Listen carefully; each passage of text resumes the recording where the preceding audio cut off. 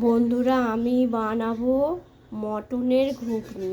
তেল গরম হয়ে গেছে, তাতে তেজপাতা ফোড়ন দিলাম, আদা রসুন শুকনো লঙ্কা বেটে দিয়ে দিলাম, বেসিক মশলা দিয়ে দিলাম,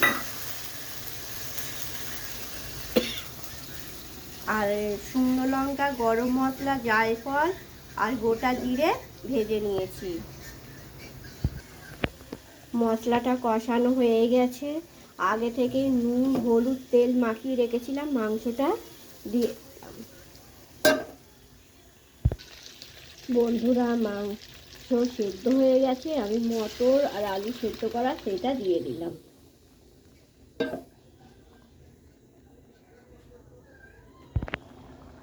ঘুগনির হয়ে গেছে, যে মশলাটা ভেজেছিলাম সেইটা দিয়ে দিলাম,